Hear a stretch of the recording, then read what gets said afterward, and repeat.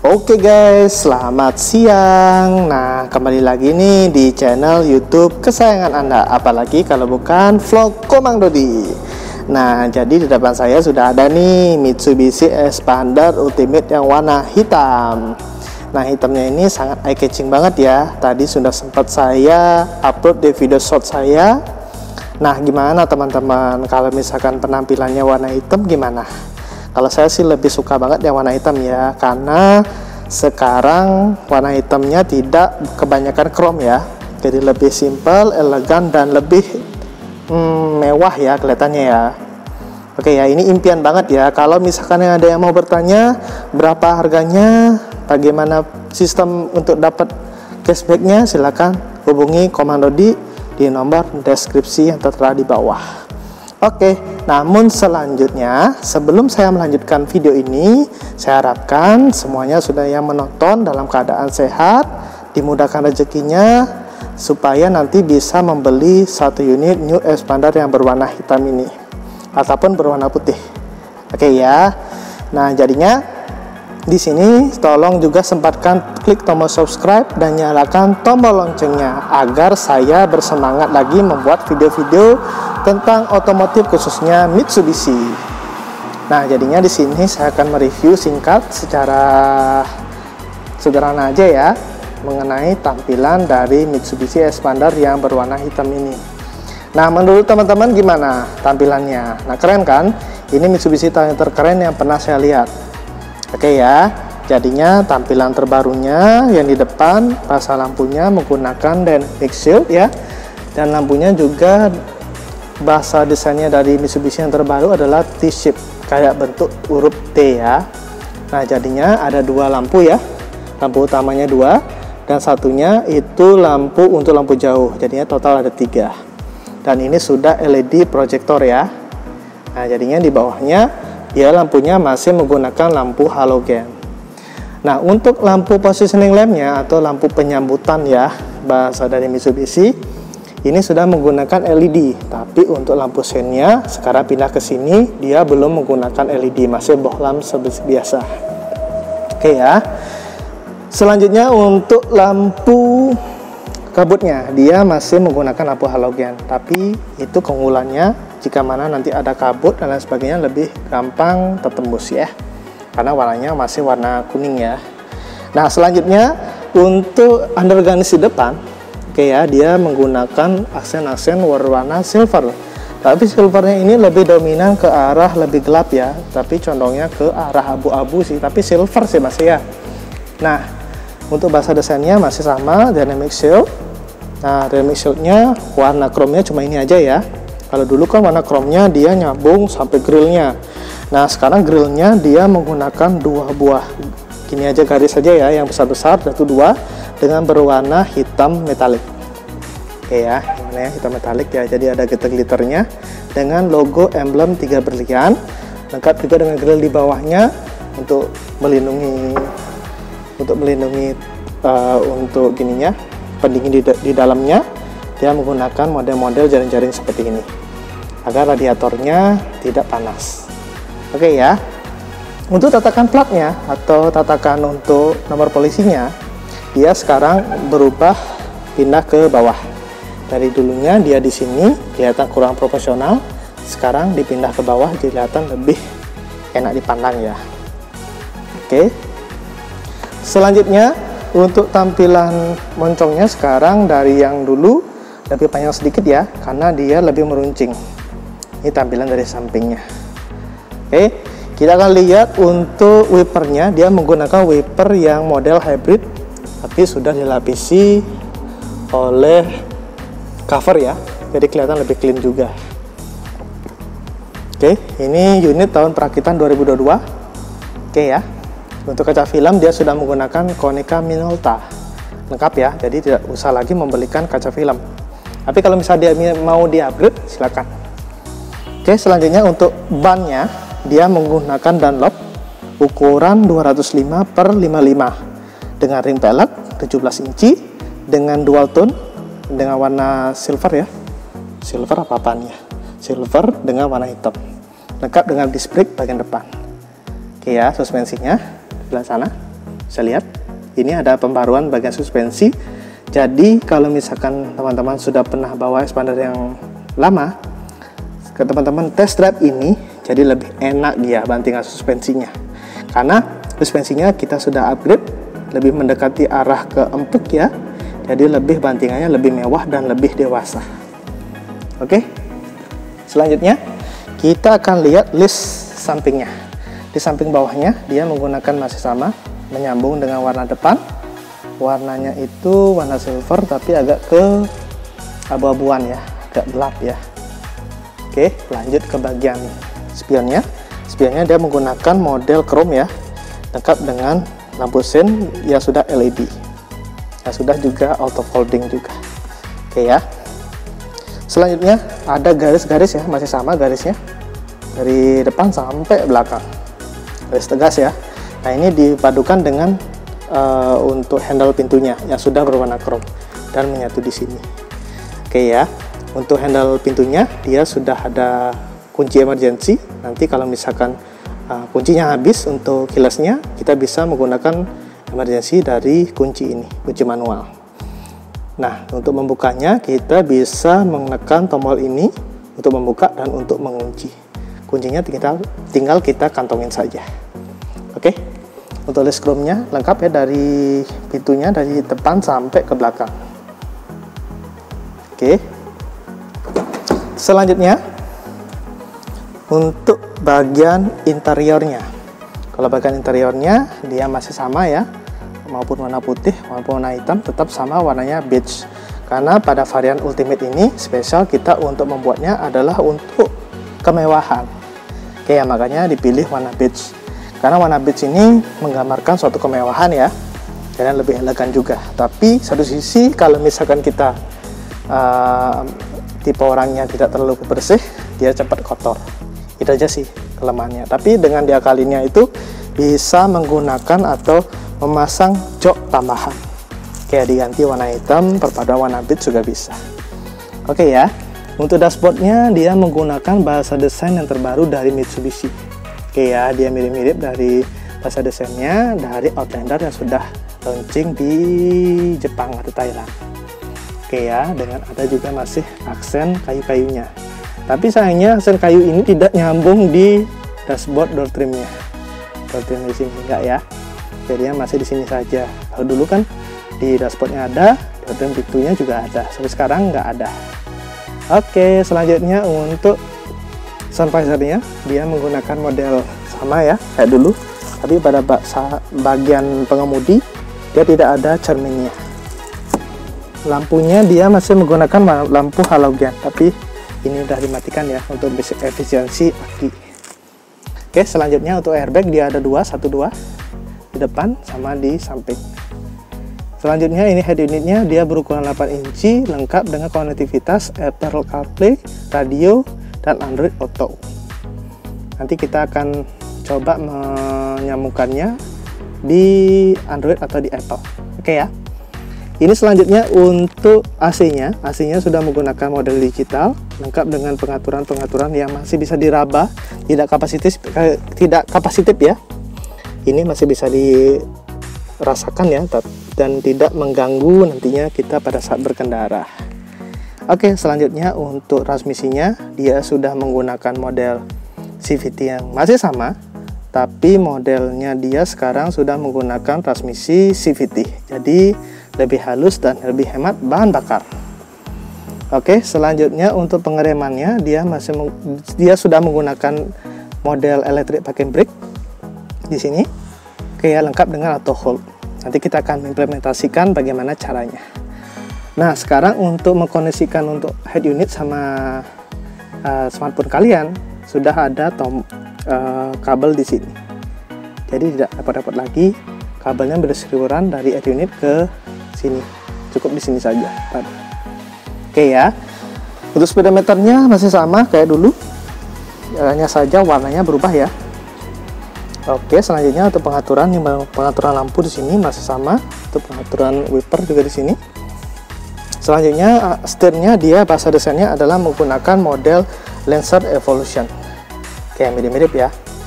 Nah, dengan aksen warna silver, Ini ada totol ya. Kalau mewah-mewah sih lebih mewah yang model dulu. Nah, sekarang ada steering switch control juga di sini untuk pengaturan audio. Selanjutnya di sini ada pengaturan untuk cruise control, tapi belum adaptif ya. Oke, ada tombol info juga di sini. Ini softpad ya, bukan soft touch. Jadi ada kulit dicampur dengan ada sedikit busa dikit. Oke, selanjutnya untuk menyalakan atau mematikan tombol untuk mobilnya sudah ada tombol start stop engine. Jadi bisa dimatikan dan dihidupkan dari sini. Gak perlu pakai kunci ya. Selanjutnya untuk pengaturan power window, untuk spionnya juga bisa di sini. Lengkap juga untuk lipatan manualnya. Selanjutnya untuk fiturnya yang tambahan adalah ada fitur e-stop. Jadi e-stop ini fungsinya kayak di motor-motor ya. Jadi ketika lampu merah, traffic light, jadi mobil atau motornya bisa mati sejenak untuk menghemat efisiensi bahan bakar. Jadi sama kurang lebih. Oke, ini untuk tuas pembuka mesin ya, kap mesin depan. Ini untuk pembukaan untuk tangki bensin. Oke ya, lengkap juga dengan pengaturannya, pengaturan naik, oke ya, dan juga turun.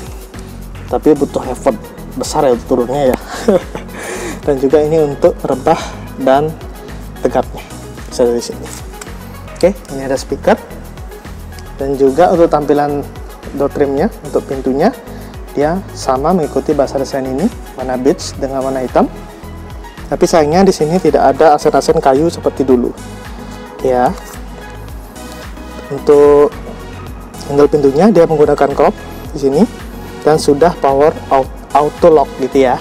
Jadinya kecepatan 20 km dia sudah bisa mengunci sendiri. Kalau dulu kan belum ya. Sekarang sudah ada. Selanjutnya untuk pengaturan power window-nya dia lengkap, tapi yang auto cuma di bagian pengemudi. Ini ada ya, biar tidak berfungsi naik turunan jendela. Ini untuk mengunci manual, membuka manual. Oke, lengkap dengan 3 cup holder di bagian pintunya. Oke, untuk karetnya double ya, karet luar, karet dalam.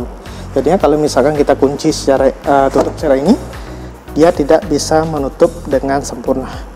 Nah, kita butuh effort yang sangat mungkin sedikit ekstra ya untuk mengunci ya. Nah, seperti itu. Karena peredamannya sangat bagus sekali ya di expander ya.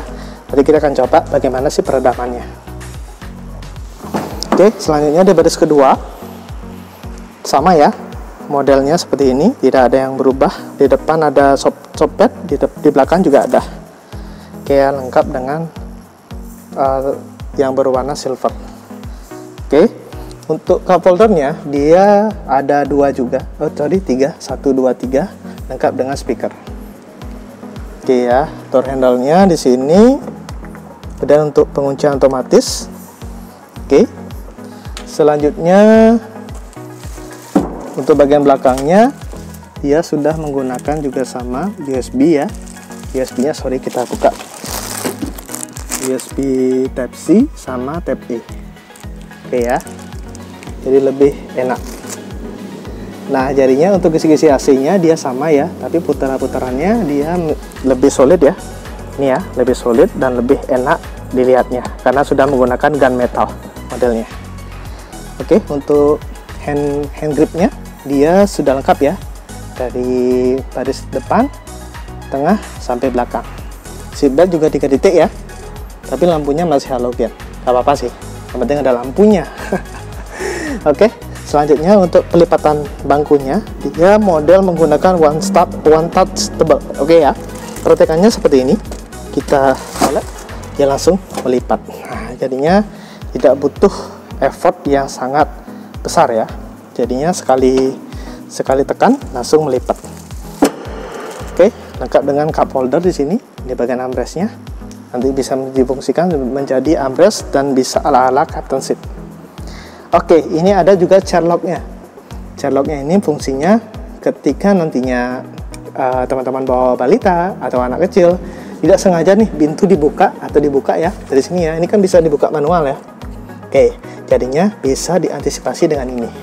tidak bisa dibuka dari luar, tapi bisa dibuka tidak bisa dibuka dari dalam, tapi bisa dibuka dari luar. Ini dia kalau diaktifkan. Banyak kemarin ya yang komplain ya, pintunya nggak bisa dibuka gitu ya, padahal ini diaktifkan. Oke, ini diaktifkan, ini nonaktifkan. Padahal Sherlocknya dihidupkan. Oke, nah ini sama ya.